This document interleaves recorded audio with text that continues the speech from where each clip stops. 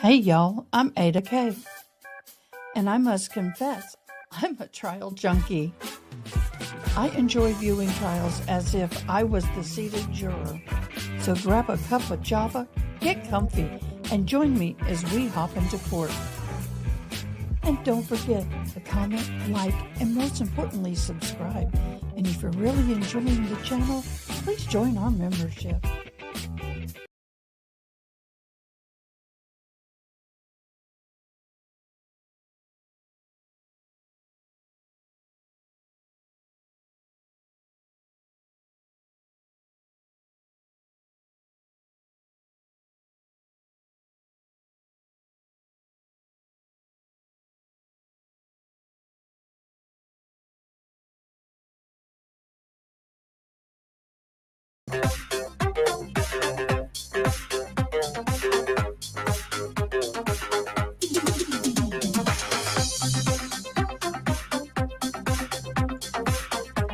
Hello, y'all. Excuse me. How is you doing?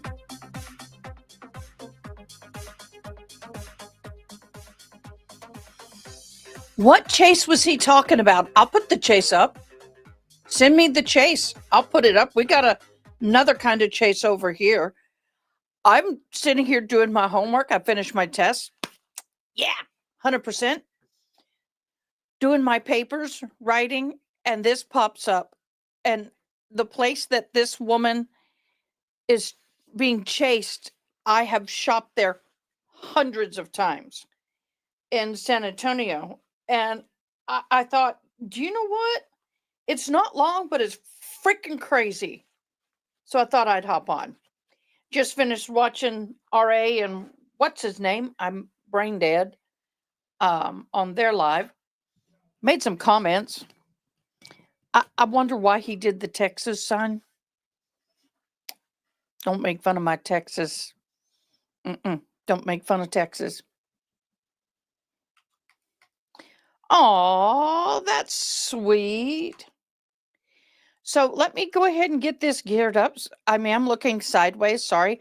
Got all my school documents up. I don't want, well, I've learned something. You do not mess with documents while you're typing them.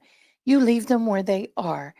Stranger things have happened and things go and disappear all the damn time. So I've learned my lesson. I learned it well.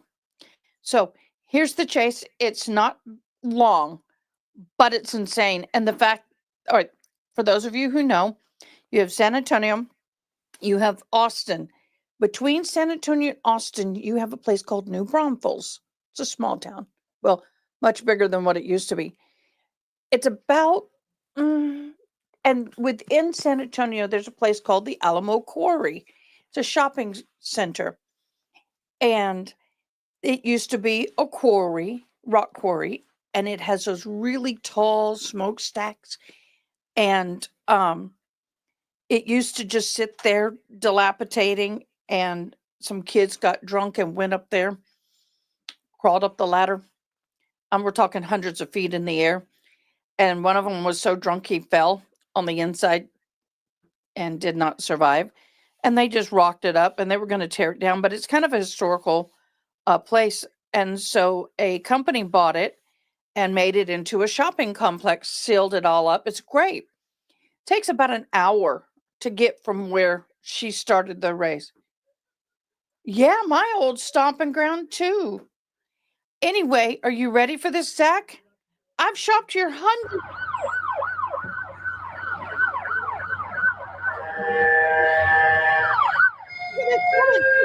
Hayden, Renton.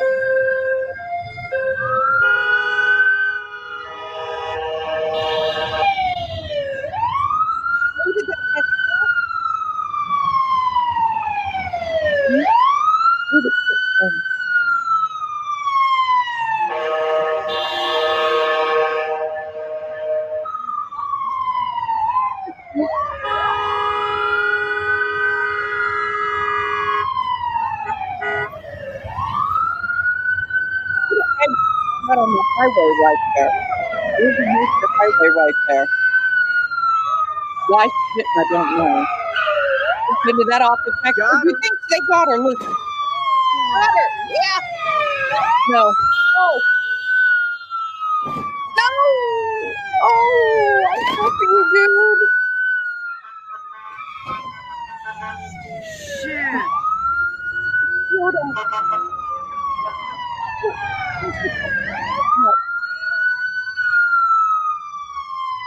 There she goes.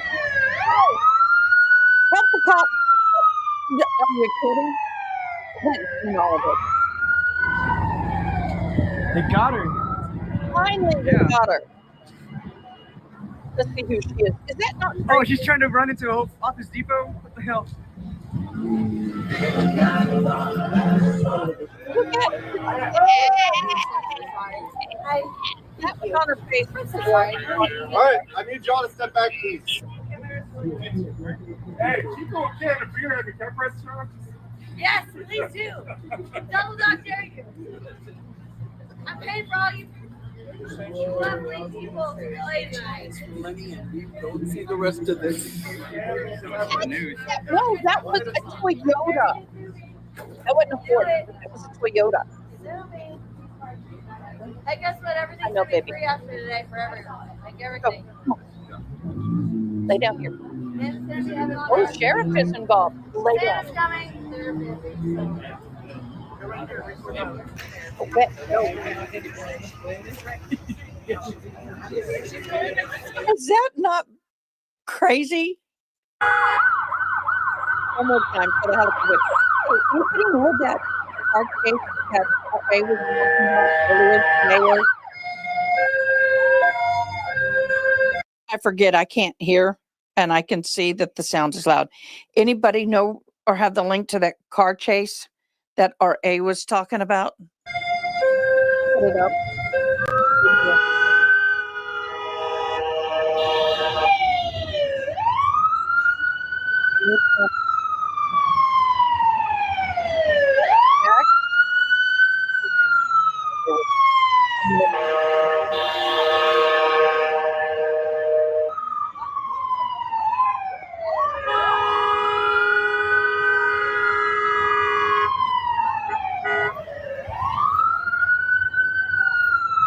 Yeah. Crazy.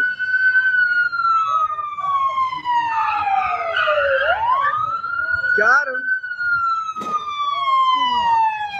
So now she's gonna get in trouble for hitting a cop. That's the second vehicle she's hit, although the cop probably didn't have any damage. Shit. Toyota wrote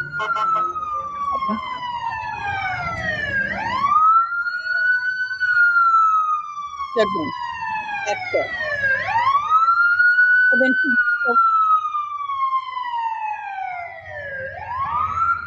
I'm surprised they're not blocking that They lane got her. on that Yeah. highway. Yeah, she could have Oh, she's trying to gone on run the into a highway. Office Depot? What the hell?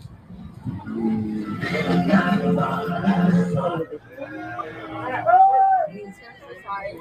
Hi. Thank you. I'm so sorry. All right, I need y'all to step back, please.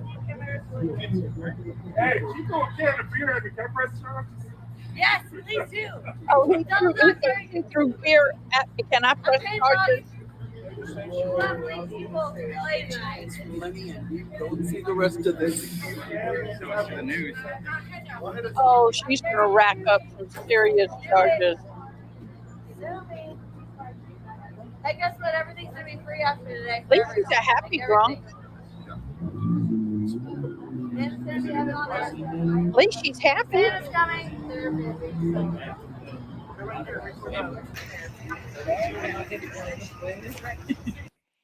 Oh wow. At least she's happy.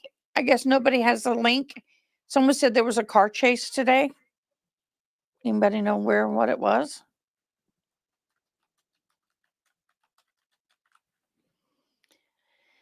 Car chase today. Let's see what pops up.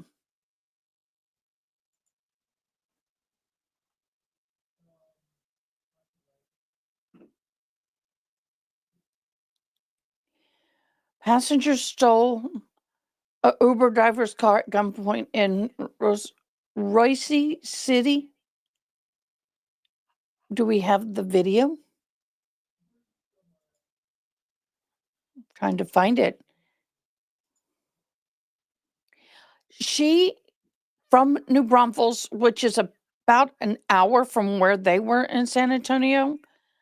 I don't know what they tried to pull her over, but a car chase ensued.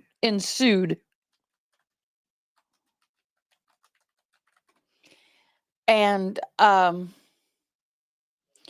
so what happened was oh,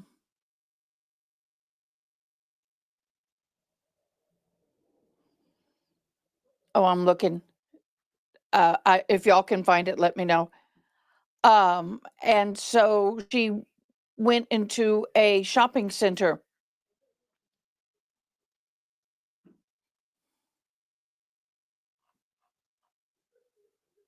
Royce, thank you. Thank you for being understanding and patient with my inability. Um,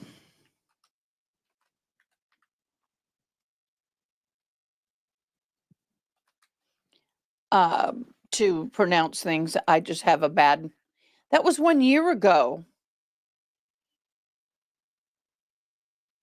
1 month ago, 1 year ago, 3 weeks ago, 3 months ago. There's no. I wish I can't find it. If anybody can find it, that would be great. I'd watch it. I heard it was a good one. How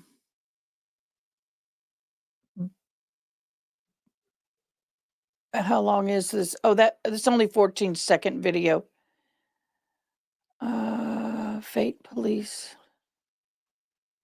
Okay.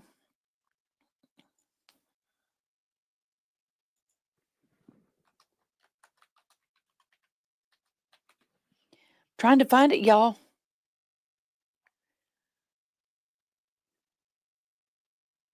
Oh, it's only a 14-second video.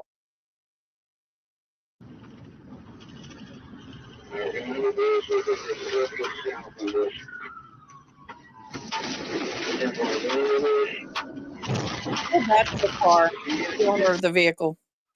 But that's not the one.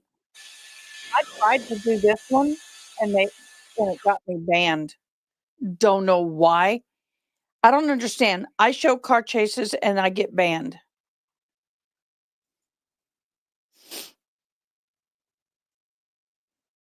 Car chases are fun. I'm gonna sneeze.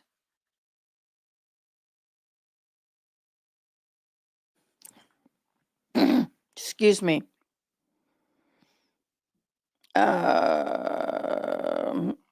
So anyway, I didn't plan on going live, but I was kind of like, that was too fun. Hi, Paul. Looking for the car chase that they were talking about today, but there's only a 14-second clip. I was hoping for the whole video. There's a bunch of stuff in LA, but thank you, Koroti Cat Mom. Yeah, I was listening to RA's live tonight, and I was taking my test, and I still got a paper to write, but I thought, you know what? I might as well. And then I saw that come on, and I was like, no way. I shopped there. So, yeah, but we can't find the full raise, the full. I got a cool mouse, but sometimes it does crazy stuff. So we can't find the full video. 20-year-old man has been arrested after he allegedly stole an Uber driver's car and led police in a chase in Hunt and Rockwall counties. Corey Reddick, 20, is facing multiple charges. Female Uber driver called Royce City Police Wednesday night saying that her passenger had stolen her car. Okay, so this was Wednesday. That may help me to get rid of that. Get rid of that. And go back.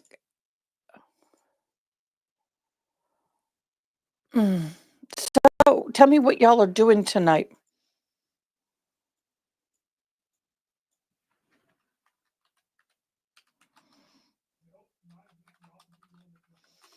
I'm looking, y'all. Everything's a year ago. Yes, Weather Watch. Thank you. Yes, he does have a channel. I can't give you the exact. I can't give you an exact channel. Maybe we can Google it, or maybe it's linked in RA's. Maybe it's linked in RA's thing.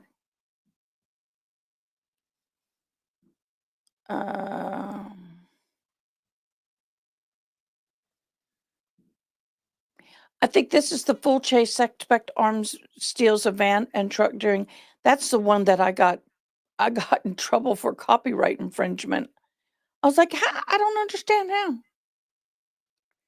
The Defense Diaries? What's that?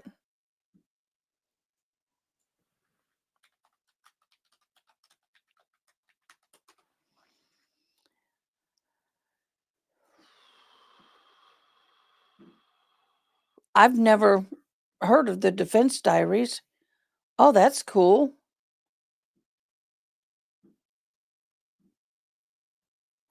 Oh, they're talking about, yes, we're going to be following that. We are going to be following the same trial. In fact, when they talk about the 53-year-old mother of 4, Susan Clark Simpson, that disappeared, I hope to actually be sitting in that courtroom because it's close enough to me that I can definitely do that. Let me do this. I know what I'll do. Go to Court TV. Love them because I have some stuff that I can use of theirs. There it is. Trying to think what trial we want to watch, but I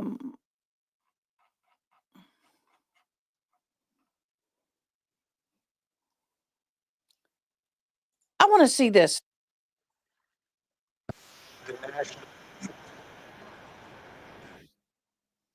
I don't know anything about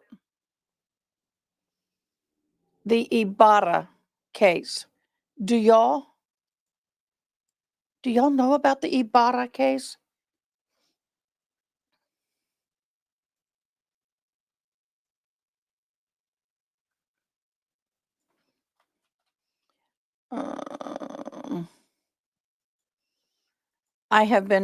I know that's starting tomorrow.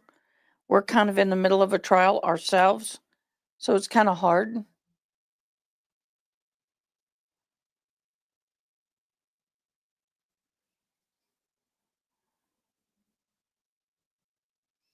This is what I wanted to see. Okay, we're going to play this.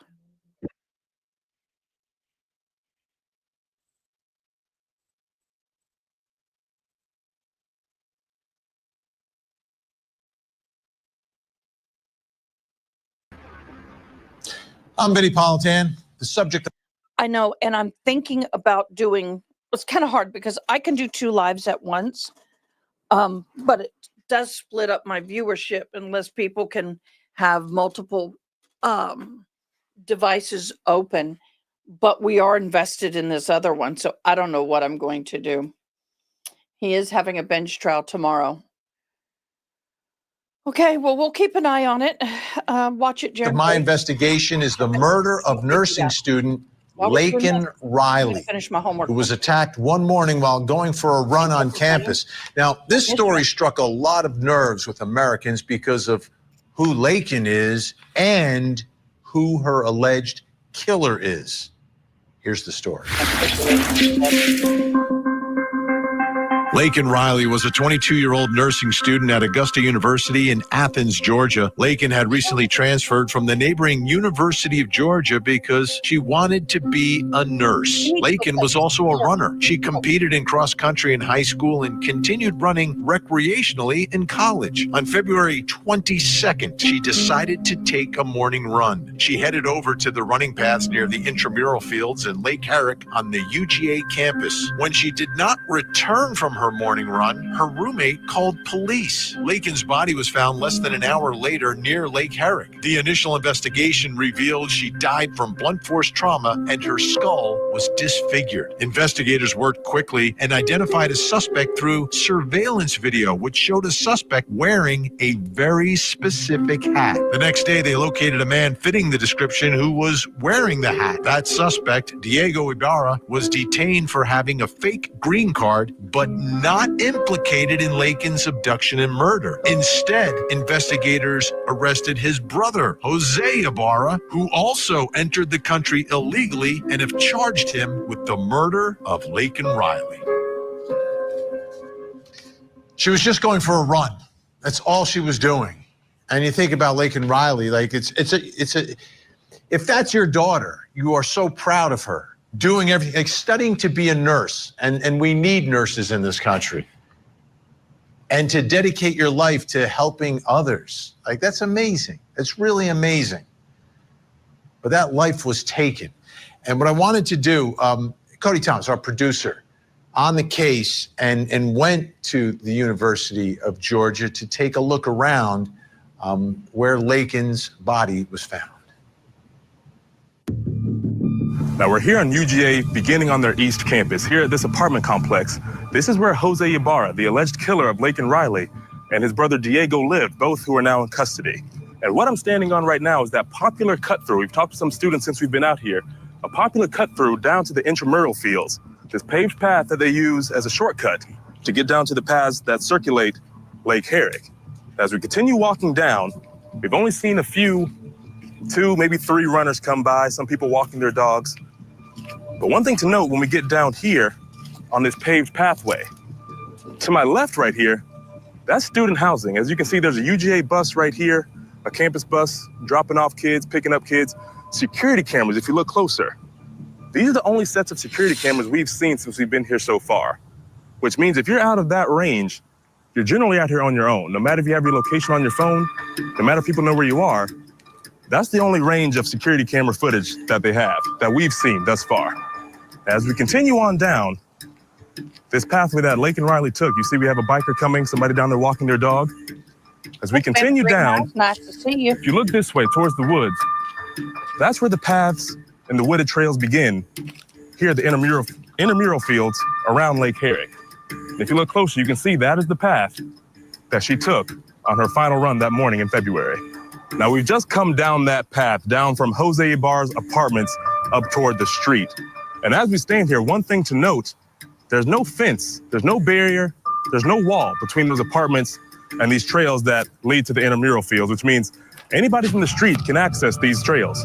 As we come across this railroad track, we come down these stairs, coming down this popular cut-through that students use to get to the trails around Lake Herrick. You can see on either side of me, the brush is very thick, it's a little shaded, and it's a little secluded. Ample opportunity for somebody to hide.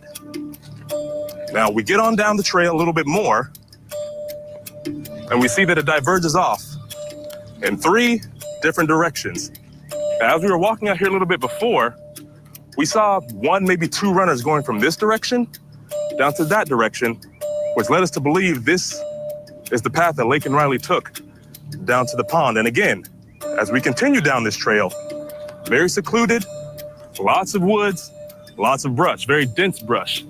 It would be hard to imagine somebody crawling in there and trying to catch somebody by the element of surprise, but we never know until more information comes out. Now we continue down, it's a little rough, a little edgy down here.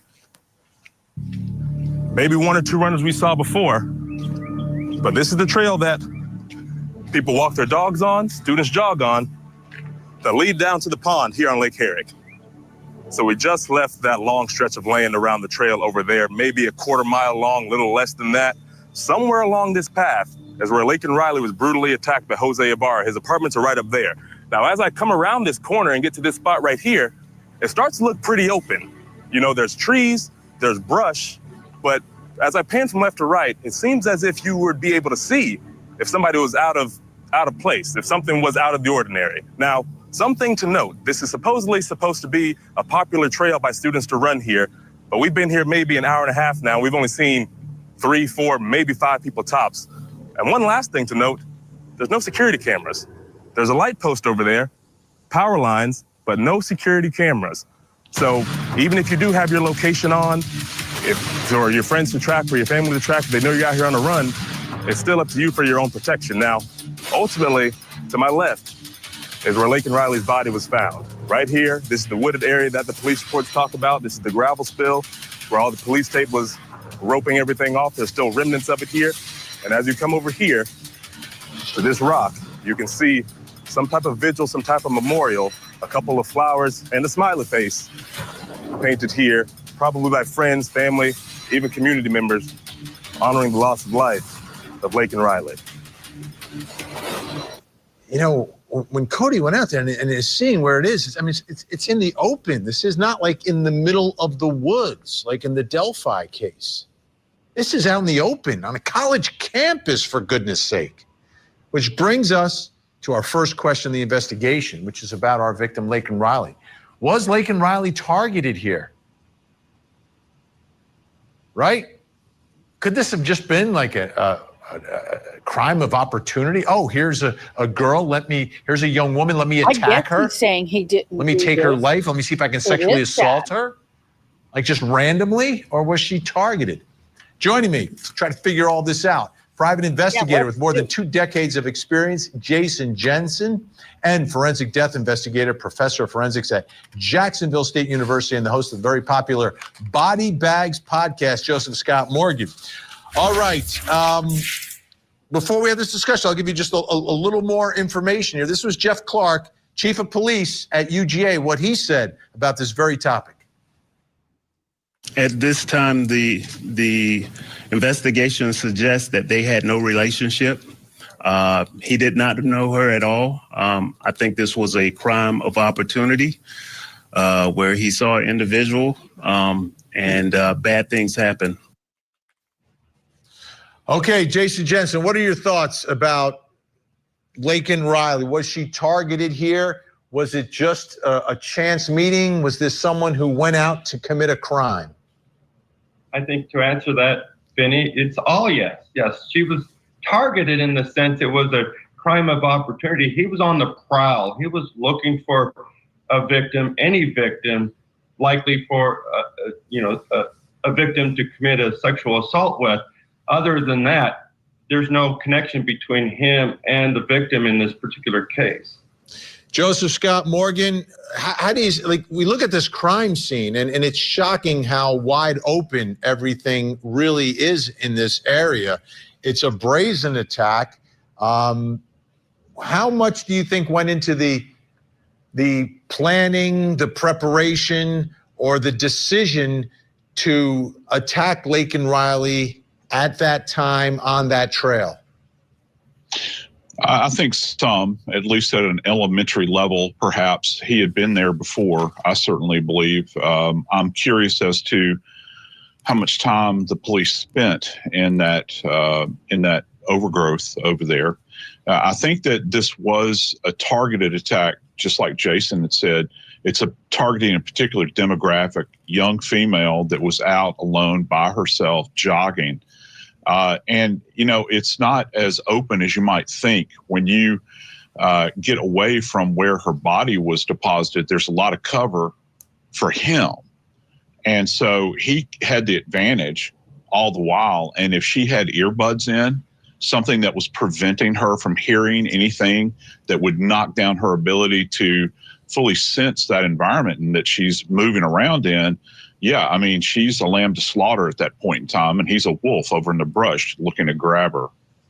Jason Jensen, in trying to, and this was early on in the investigation when the chief made that statement, but is there any way that you could attempt to track whether or not he had been following her or was familiar with her from other runs? Because like in the case out in Idaho with the Idaho students, it seems in that case they were able to figure out that he may have been around that house a bunch of times, maybe scoping it out. What are your thoughts about that part of the investigation?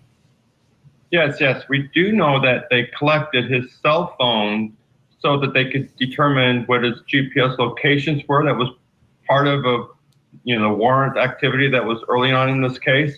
And so it would be easy for them to piece if he was ever in the vicinity of her apartment at any point in the weeks preceding to this. One of the things that is interesting is one of the charges that he is facing is being a peeping Tom, which I think goes to show his motive and his frame of mind at the time, because he's, obviously at that point, if he's peeping in the young women's windows, it all is part of a pattern developing here that he's targeting a young female, and at the right moment in time when he found that opportunity, he, took Blake and Riley's life.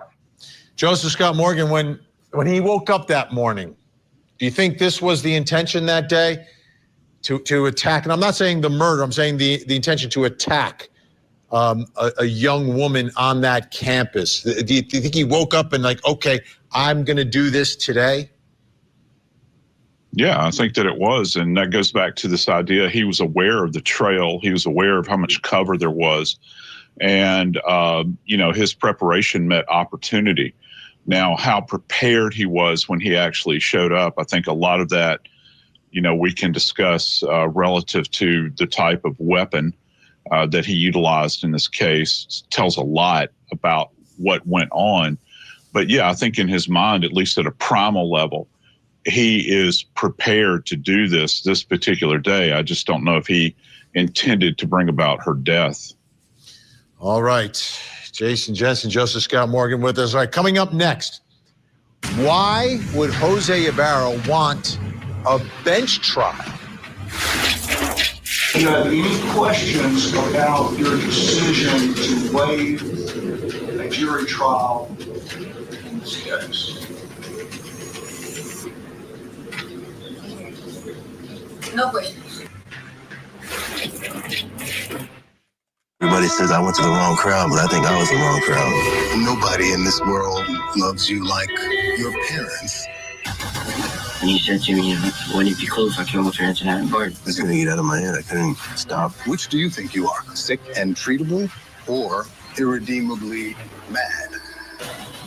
Interview with a Killer. Season finale, Sunday, 8/7 Central. And don't miss the new season coming in 2025, only on Court TV. The state was contacted by the defense last week, and they let the state know that they wish to waive the defendant's right to a trial by jury. And instead, this defendant wishes to seek a trial by judge only, a bench trial. Absolutely shocking. To me, the defense notifies the prosecution, say, hey, oh yeah, by the way, that jury we want to select, not going to need it. Let's just have the judge figure this all out. We want a bench trial. Strange development in this case against Jose Ibarra.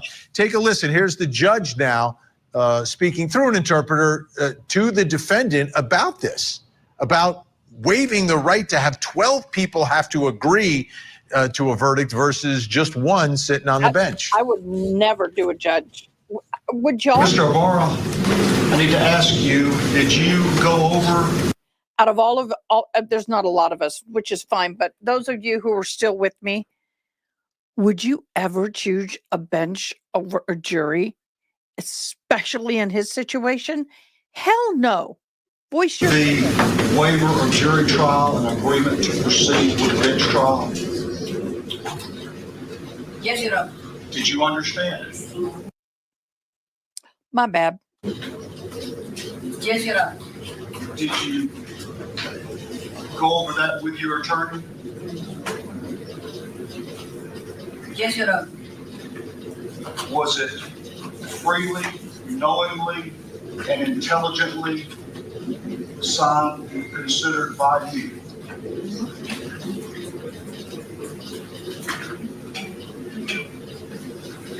Yes, Your Honor. Do you have any questions about your decision to waive a jury trial in this case? No questions. Have you had enough time to talk to your lawyers about that? Yes, Your Honor. And do you understand that if I grant this request, it cannot be revoked by you going forward?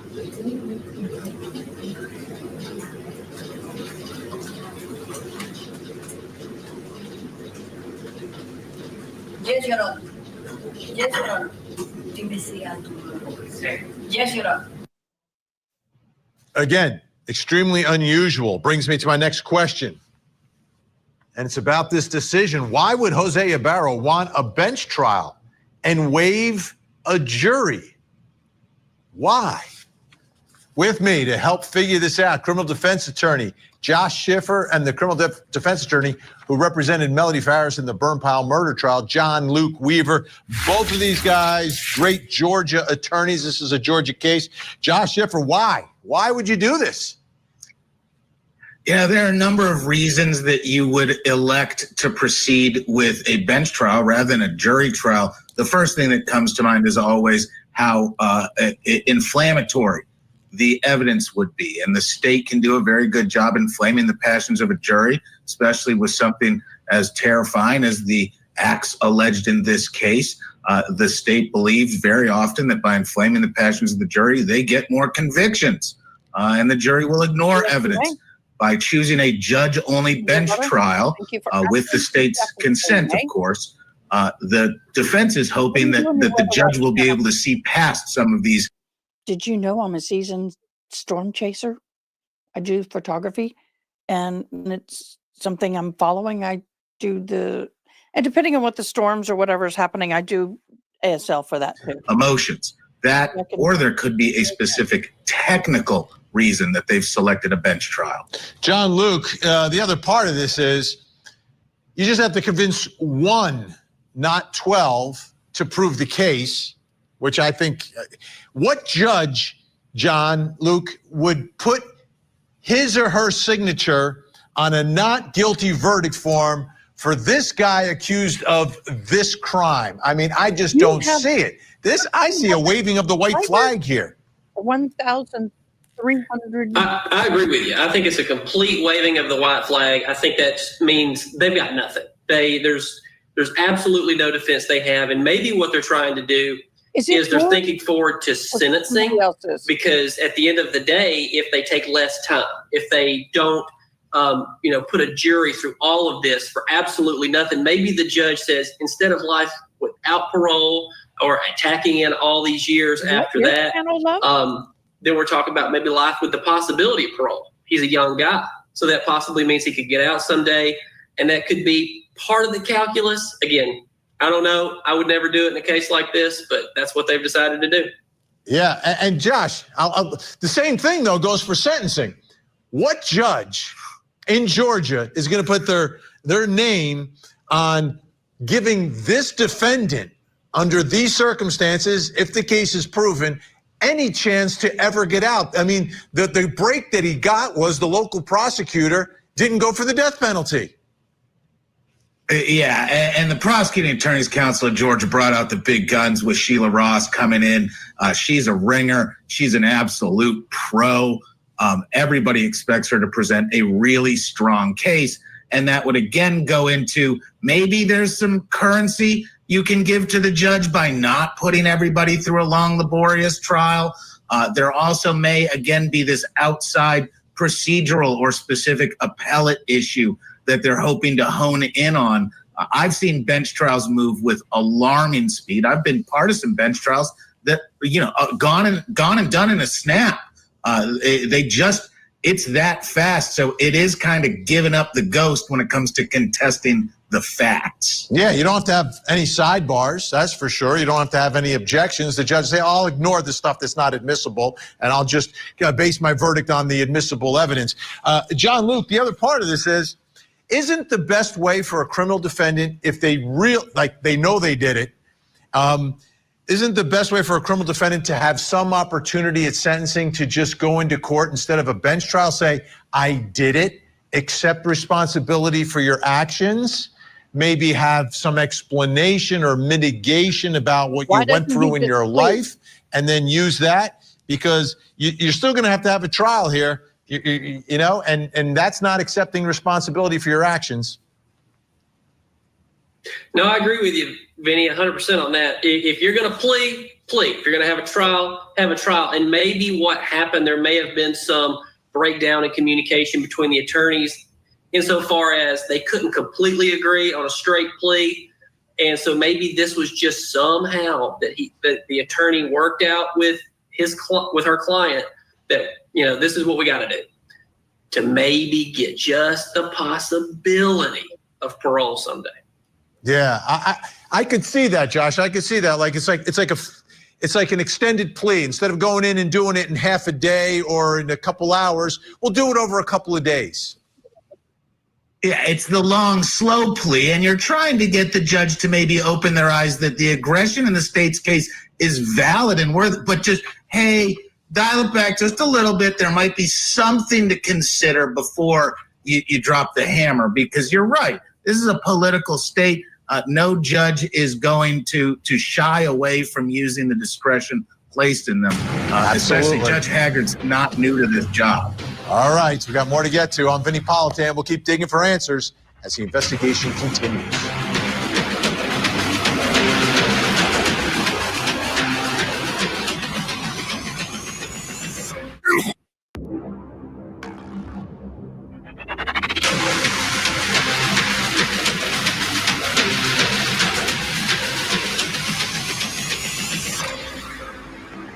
I don't know why that bothers my ear tonight. That's weird. And we continue our investigation of the murder of Laken Riley. Unfortunately, it's a fact pattern we've seen before. A young woman just simply going for a run in an area that should absolutely be safe, and then is attacked and killed by a predator. Only many believe this alleged predator should have already been locked up. Here's the story. Laken Riley was a nursing student doing everything right, working hard in school, getting good grades, and preparing for a life of service to others. Her future was bright. One morning while going for a run on the University of Georgia campus, Laken was attacked. She fought back. She tried to call for help, but in the end, she was killed. It was a murder mystery that struck fear on a campus and broke the hearts of all who knew Laken. The investigation was quick, and Jose Ibarra, a man who entered the country illegally and had a history with law enforcement in the United States, was arrested and charged with Laken's murder. The investigation was very quick in this case, extremely fast. Some of the cases we cover here on Vinny Politan Investigates, they're still unsolved. Or some take weeks, months, sometimes years to solve. Not this one. It's hours and days. They are figuring it out very, very quickly. Take a listen here to Sergeant Timothy Johnson from the Athens-Clarke County Police Department. Sergeant Chaudhry and the 9th West A Squad proactively went to Argo apartment where an officer found in a recycling dumpster, a cardboard recycling dumpster, found a jacket which had hair on it, and the jacket was torn. They also found some latex gloves with suspected blood in the area to the east, on the east property of the Argo apartment complex. The officer observed a surveillance video belonging to a resident at the apartment complex. Officers made contact with the residents and then called UGA since this was their ongoing investigation. UGA officials arrived and they were able to gather all the evidence, including the surveillance video from the residents. As well, our officers were able to capture an image from the video surveillance of the suspect placing the items in the dumpster. Everyone was working together very quickly. I mean, it's a big deal, every murder investigation, but when you have one on a campus with students. Things seem to build up in intensity and the need to find a killer because you have a whole campus full of young men and young women at risk. So let's get to our next question in this case. What is the evidence against Jose Ibarra? We heard about the dumpster, some of the items retrieved there. Let's talk more about this evidence. With me, private investigator with more than 2 decades of experience, Jason Jensen, and forensic death investigator, host of the very popular Body Bags podcast, Joseph Scott Morgan. Joseph Scott Morgan, let me ask you about the jacket and the gloves found in that dumpster. How significant? What are you looking for there? Well, as far as the gloves go, Vin, I'm curious as to know about what kind of biological samples might be recovered from those gloves. And if you have viable DNA, it's there. Whose DNA is it? Here's another piece to this, Vin, that's is more in your territory, I think, as far as an attorney goes.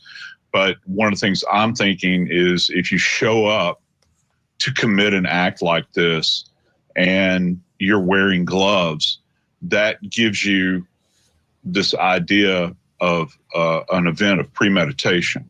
We talked about earlier crime of opportunity. I don't know about you, most people don't walk around with latex gloves on. And so that's going to be significant. The sergeant mentioned the hair as well. What kind of biological strings can be pulled there, where you can find the specific identity, and what's the nature of that hair? Do you have an entire hair with a root bulb that's there, or is it going to be a hair shaft that's broken off? And was this a hair that had come apart as a result of some kind of traumatic event, or was it just kind of a natural sloughing? Let's take a listen to Sergeant Joshua Epps from the University of Georgia Police Department. When the person who you've identified as Jose Ibarra, the defendant, when you asked him to get up and he came out, did you observe anything about this person? Yes, he resembled the individual I see in this photo more so than Diego. When you say in this photo, be specific for the record, which photo? The dumpster photo that I was provided that morning. What injuries did you observe to Jose Ibarra? More so what I identify as potential defensive wounds. He had scratches on his forearms, his bicep. I believe it was his left wrist. On the inside of his wrist, there was a puncture mark consistent with the width of a fingernail. Do you notice anything on his face?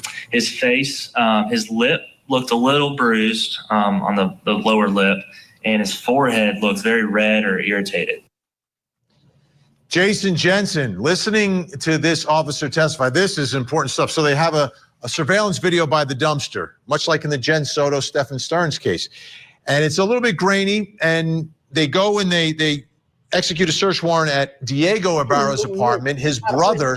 But then when they get there, they see Jose, and he makes all these observations. I mean, this is important stuff, trying to figure out if it's one brother or. I am actually, while we're doing this, I am writing a paper for college for one of my classes tonight that's due tomorrow. I want to try and get everything done by tomorrow night, because I want to be able to join the live with Ian and Rob and interpret it. I have a deaf person that wants to watch it. The other. Yes. In fact, given the fact that he's got defensive wounds, and we do know from the execution of the warrant, they collected DNA samples from him.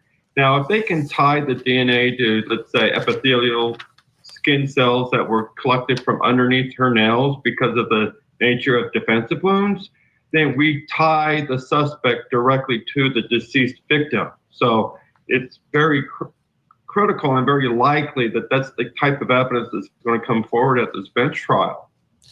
Let's take a listen now to Detective Tim Stewart from the Athens-Clarke County PD.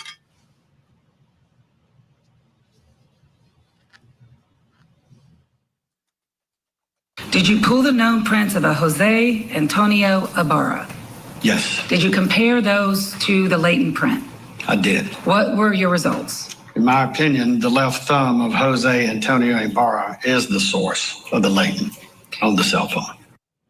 Okay, Joseph Scott Morgan, we've got some conflicting things going on here right now, right? We've got a fingerprint on Laken Riley's cell phone matching to the defendant, Jose Ibarra. Then we were talking about those latex gloves. I'm trying to figure out what happened here. Yeah, isn't that fascinating, Ben? At what point in time did those gloves perhaps come off of his hand? And the fact that we've got a latent print that comes off the phone, everybody can identify with this. You've got this non-porous surface here on the glass surface of the smartphone.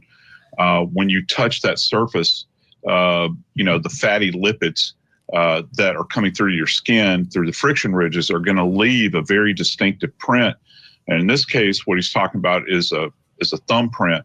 Remember, we've got this kind of really gut-wrenching moment where this 911 call has been initiated, and suddenly it just drops off.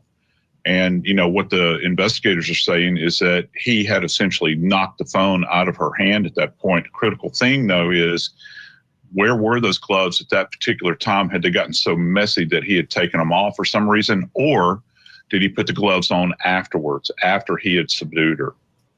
Yeah, I mean, Laken Riley is fighting for her life, doing everything right, calling 911. She knows something is wrong here, and the suspect allegedly hangs up that call. Let's take a listen to Sergeant Joshua Epps again from the UGA PD. There was a call for a suspicious person. Initially, it sounded like a peeping Tom looking through the back window of an apartment at Rogers Road, is the university housing complex adjacent to this apartment complex. The individual is described as a male with a hooded sweatshirt on that was dark in color, with dark pants and a white cup, like a fast food restaurant cup, who was trying to get in the front door and also walk to the back, looking in the back window of an apartment complex. Approximately how much time passed from when the student called 911 until the time that you located Laken Riley's body? Maybe 2 hours or so.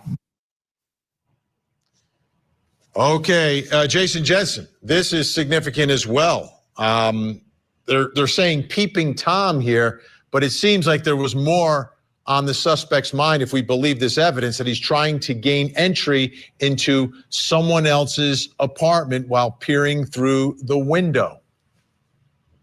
Exactly right. If what they're saying is true, that he tried to gain access into the apartment, that means that he was trying to target that particular occupant of that apartment initially, and when that failed to occur, he goes off to the next opportunity.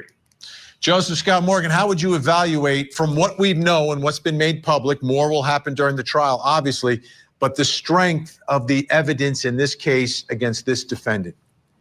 Oh my gosh, the physical evidence in this case, I think, is going to be overwhelming, Ben. I truly do. I think that there's a lot more here than we probably know. And particularly when we start to dig into that kind of granular detail that we'll hear on the stand, scientist, and from the forensic pathologist. Yes. It's going to be, it'll be dramatic, and you'll see specific physical tiebacks if I'm reading this correctly, because they've already revealed quite a bit. How many cases have you and I covered over the years, Finn, where we don't have this much information that's come out at this point, this early? I mean, think about this. This didn't happen that long ago, and we've already got all of this data. How much more is left to be revealed? Yeah, Jason Jensen, when you think about the nature of the evidence in this case, it's the kind of evidence that jurors like. It's a physical evidence. It's a thumbprint. It's potentially DNA. It's a video. This is the stuff that can really resonate with a jury. But in this case, there's not even going to be a jury. There's just a jury of one, the judge.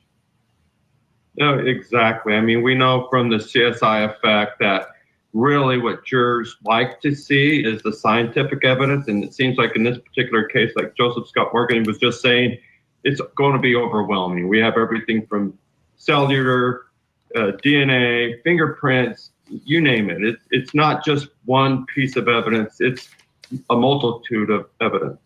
Jason Jensen, Joseph Scott Morgan, thank you so much for your insight and expertise. Now, despite all the evidence, he's got a defense still to come. What is Jose Ibarra's alibi?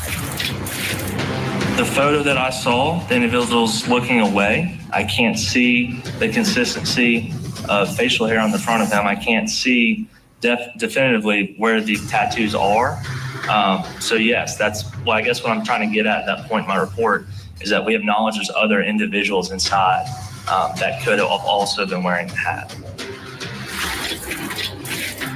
Coming soon to Court TV. It's the biggest story that we're covering. He is the boogeyman. Lori Daybell. She said, I will have you destroyed. She got another murder trial coming up. A social media sensation, now a suspected killer. We will not stop fighting. We have no quit. Sean Diddy Combs arrested on a federal indictment. The high-stakes trials you don't want to miss. Coming soon. Only on Court TV. I observed Sergeant Johnson met me out front of apartment Delta or D126. He had a Hispanic individual detained. He informed me that he found this individual who presented a fake green card to him when he encountered him. Did you observe that individual? Yes. And what did you observe that individual to be wearing? He had a black hat on and a red quarter zip athletic style sweatshirt with sweatpants. The hat was significant because it matched a photo that Sergeant Johnson provided me of a male that was discarding evidence within 24 hours of the murder of Blake and Riley in the adjacent area. The person was he later identified as Diego Ibarra. Correct. Interesting part of this case, and I think it may loom large, is that there's this distinctive hat that they see on the suspect in the video. But then when they go to the apartment, Jose Ibarra's not wearing the hat. His brother Diego is actually wearing the hat. I want to put something up on the screen here. This is pretty interesting. This is from something that the state filed. The state further requests that the defendant serve upon the prosecuting attorney a written notice of the defendant's intent to offer a defensive alibi. Does he have an alibi? Is he going to say, I wasn't there? Couldn't have been me. I was somewhere else doing something else? Maybe his alibi. So that brings us to our next question, right? Relative to the alibi, if and when there is one here, what is Jose Ibarra's alibi? I mean, this is the type of case, right? Like if you didn't do it, it means you weren't there. It means you're somewhere else, right? And that would be reasonable doubt or proof of your innocence. Either way. Let's bring back in our guest still with us to discuss all of this. Criminal defense attorney Josh Schiffer and the criminal defense attorney who represented Melody Farris in the burn pile murder trial that you saw here on Court TV. John Luke Weaver is with us, both great Georgia defense attorneys. I'm wondering here, John Luke, if this is going to turn into a situation, and let me play this out for you, and you tell me if this could possibly happen, that Diego Ibarra comes into the courtroom and says, I did it. I did it. I was wearing that hat because I did it. And it wasn't my brother. Is that possible? I mean, what would happen if Diego came into court and said, I did it? Well, that's never going to happen, Vinny. But I tell you what, if I had an alibi, the first thing I would do is send notice of alibi to the DA immediately. I want them to know. I want to scream it from the mountaintops. I've got an alibi. You've got the wrong man. But that's not going to happen. 0% chance. 0%. Josh Schiffer, your thoughts? I mean, if you, in like a murder mystery, which this was for, a few hours at least. If you didn't do it, you would have evidence of where you are because we know the time of the attack. We know the time, the general time of the death. If you didn't do it, you would obviously be somewhere else. Yeah, and the brother Diego and the ID issue, that got hunted down real quick because, neither of these gentlemen have scot-free backgrounds. That was part of the investigation, is how well known these guys are. And yeah, you could have a mistake of fact. All kinds of wild stuff could happen. This is Georgia. This is bench trial. If you're going to swing for the fences, this is kind of spot to do it because Mr. Ibarra looks like he was up against a DA who wasn't going to even talk about dealing about or with life without parole. I think that's really the only thing that was negotiated in the disposition of this case. State's got firm ground to stand on it. Miss Ross isn't going to, back down. She would be subject to some sort of criticism for offering parole. That's not what the state does here in Georgia. We go for the max. No, we didn't go for the max. The max was a death penalty. Let's be honest now, Josh. Don't say max. The max was a death penalty in this case. And that would have been improper for a number of reasons. The call was made early on about death penalty issues in this case. It's part of why we're getting justice in 6 months. You want to talk about the efficiency of justice. If you make this a death penalty case, you may as well add 1, 2, 3, 5, 7 years on it. By making this an efficient prosecution, the state gets to do a victory lap, assuming they get a conviction. Now, the defense may have something awesome. I hope they do. I'm a born, dyed-in-the-wool defense lawyer. I want to see what they've got to bring, and I hope it's something good. Otherwise, this is the long, slow plea we talked about. Yeah, John Luke, I'm looking at the case. Do you think they point the finger at Diego? Like, that's the only thing I can think of that they could potentially do. I mean, you got to explain the fingerprint on her phone. My guess is there's going to be DNA. Brothers have similar DNA, but they don't have the same DNA.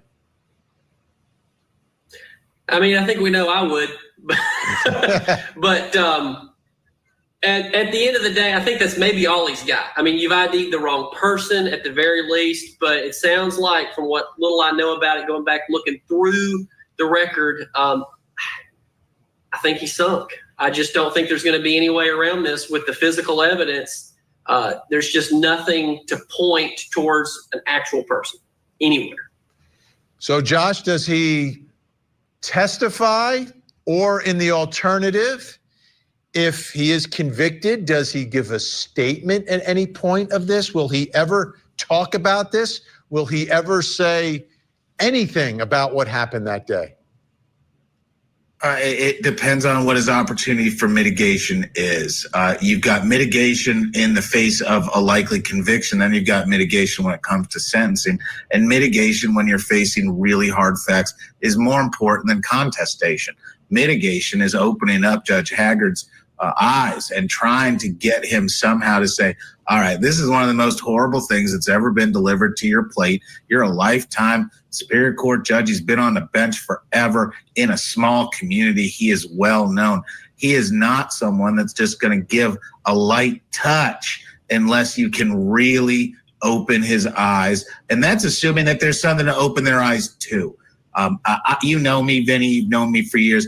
I'm a bleeding guy as much as anybody. This is the kind of case that terrifies everyone. Stranger upon stranger, crime of opportunity, sexual violence of a young person who had nothing but innocence in this world. Josh Schiffer, John Luke Weaver, great to have your insight. Thank you both so much.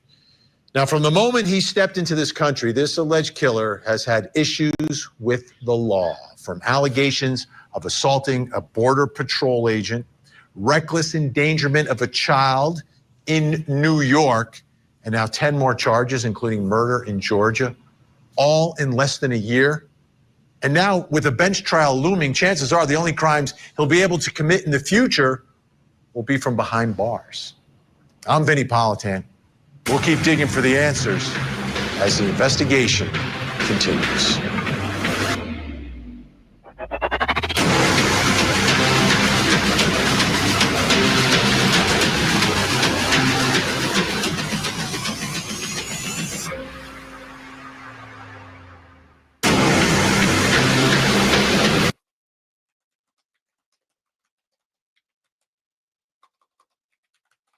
So that's interesting. That is starting tomorrow.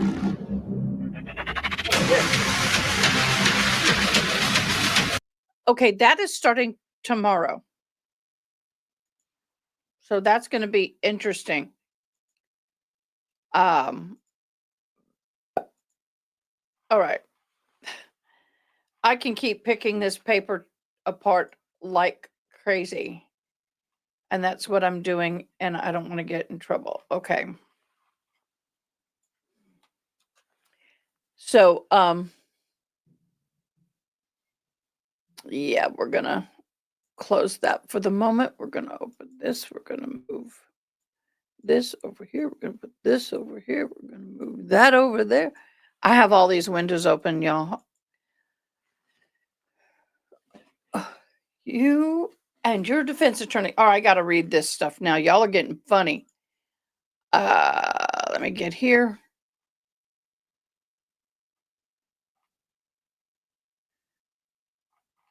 Wow, y'all were going. She's crazy. All women are crazy. Yeah, Zach hopped out after maybe I should just said humans. Yeah. Look, I know I got a boo-boo. Yes. Humans. That's not going to help. The only thing that's going to help. Maybe a bit of makeup. Make it look more like a little Don Ellen. I lost it.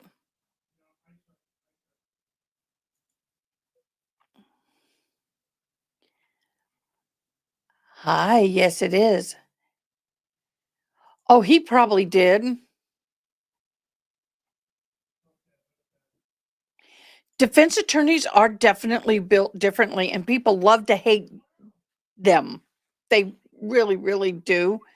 You got to have thick skin in order to survive that.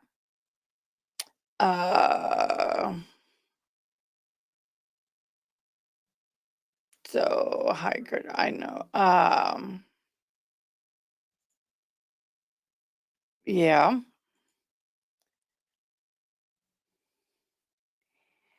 So is this one we're not going to be able to see? I think they're streaming this, Haley. Are they streaming this one? Is this one we're going to see live, but they've changed it? Yes. But we also have this other trial. So what I may do is have both trials up streaming. Here we go again. Say what I wouldn't do.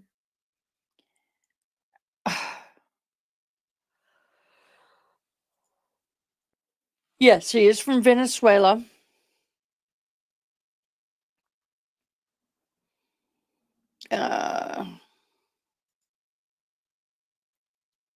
Hello, Miss Morales.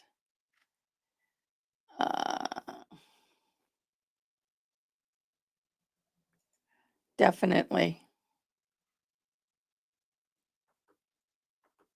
We are going to be watching that one. What if I do this? We will watch the one where Chloe, while we're watching now, when they take breaks, whether it's the morning break, lunch break, whatever, we will watch the Ibarra one. And then once they're done for the day on the Chloe, we'll just continue watching into the evening the Ibarra one. I can swing it. I can swing it. We can do this. Oh, we're never gonna forget that. Who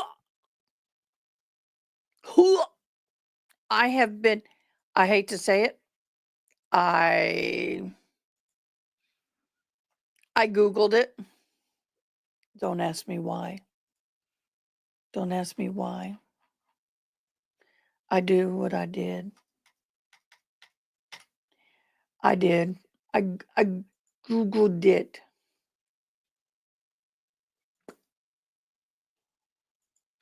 Okay, I don't need number 2.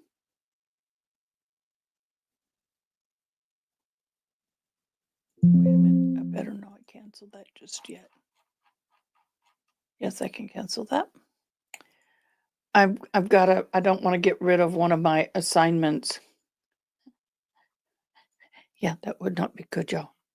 That would not bode very well. I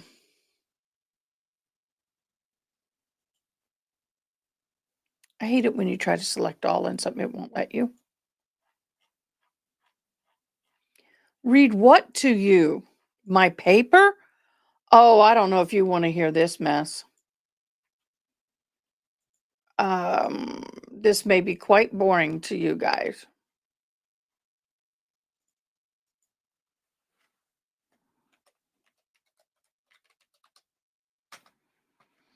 Might become very boring to you. Oh, the benefits of drinking. Let me do this. Let me save this because I cannot lose this. File.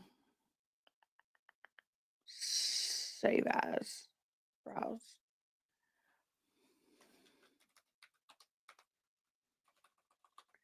Criminal justice.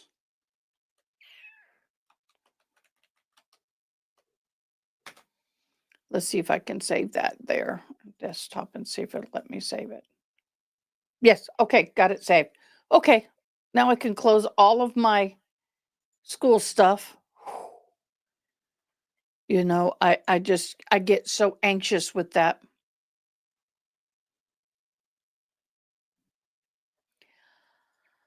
I think she did.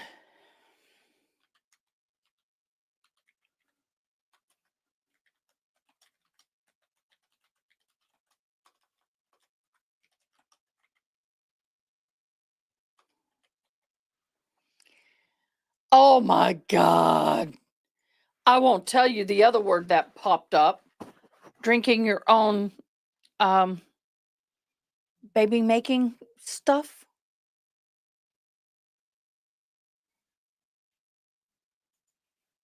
Okay. Y'all wanted this. Y'all wanted this. Karen, well, you're speaking about what was brought up in trial today, and it was horrid. Horrid.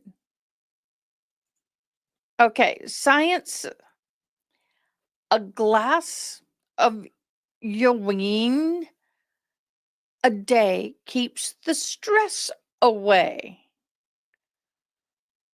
Oh, yeah. That's what it says. Drinking your own urine, I'm saying it this way to make it polite, first thing every morning may promote tranquility during meditation. According to Australian researchers, urine is rich in melatonin, hormones which can make people feel slightly sedated. This could explain why traditional yogas of the Indian subcontinent recommend the practice known as Amaroli, medical hypnosis. Volume 35, page 195. Melatonin is released by the brain pineal gland during the night. Its production is shut off by light shining into the person's eyes. No one is quite sure what melatonin does, but it plays some role in setting our various daily rhythms and may even be a part of our body's master clock. A dose of melatonin can act as a modest painkiller, and it can make people feel sleepy. Oh, it seems to lessen trauma and jet lag if taken bedtime after the flight. M. Mills and T. Francis of University of Newcastle in New South Wales stipulate that while yogis drink their urine, they say that taking melatonin in urine otherwise should, as you wake up, just as you wake up, may convince the body that it has had more sleep. It is handy if your daily regimen includes meditation at 4 a.m. It might also reduce pain sitting absolutely still for 2 hours, say the scientists. You know, I couldn't believe it when I saw it. I couldn't believe it when I saw it. I almost lost my cook. Like I said, this woman has seen more gross stuff. I've seen accidents with body parts everywhere. It takes a lot to gross me out. And I was just surfing, looking for things, and there was this little quick reel where a woman was capturing the urine from an elephant and put her head in it and started drinking it. Just drinking the urine.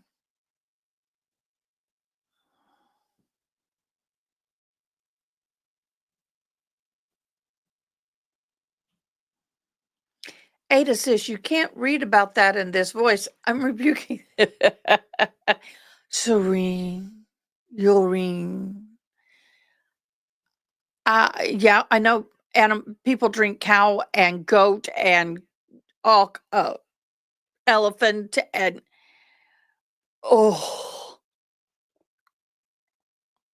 camel. They bathe in it.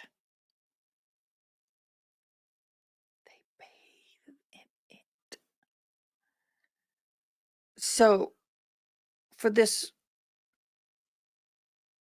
American, urine is going to go right where it belongs, in the latrine, and it's going to stay there. You know, it's one thing for people who are addicts to buy urine to try to get past the urine tests for illegal medications. But anything else, but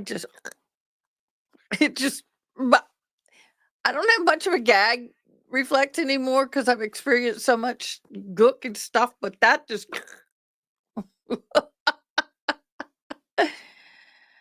I won't talk about drinking cow's milk. I mean, I'm country girl. My grandma and grandpa had a cow. They had goats. I don't like goat milk. It's got a nutty almond taste to it. But I mean, I remember grandpa getting the milk carton and shaking it so it wouldn't separate. I just read they asked me to do it there. I'm doing what I'm asked. I mean, come on now. All right, guys. I've got to submit this paper. I got to write another paper. I got to leave comments on other people's papers. And I got 2 lives tomorrow. And then I got the live tomorrow night to interpret if they go live. And it's 9:30 my time. So I just thought I'd hop on with that silly chase that happened near me, where I used to, that was my old stomping ground. Couldn't believe she was being chased through a parking lot. And I'm ready for bed. So I think I'm going to call it a farewell and go to bed and come in the morning, go live and do some more homework. Oh, we love you. Love you. Y'all are the best. I just want more of you. Y'all are so awesome. I want to share you with more people. Y'all are so amazing and uplifting and kind and generous and blessings. And, you know, your memberships and super chats and all your subscribes and just loving on me and your comments. Oh, Lord, I love y'all's comments are a hoot. So that's where we are. Y'all have a fabulous night. We will be back here at 9 a.m. tomorrow, just a few minutes before. I might even get in a little early and get some homework done. Let's see how my sleep is. But right now I'm done. I've taken a test. I've already written 2 papers. I got another one to do. So it's college life. But if I keep going the way I am, this time next year, I'll be graduating. So anyway, good night. Farewell. And as we used to do when we walked down the halls of our hotel when I was singing in a quartet, nighty night, nighty night, nighty good night. Thanks for watching. Please comment, like, share, and most importantly, subscribe. I hope you have an awesome day. Till next time, take care.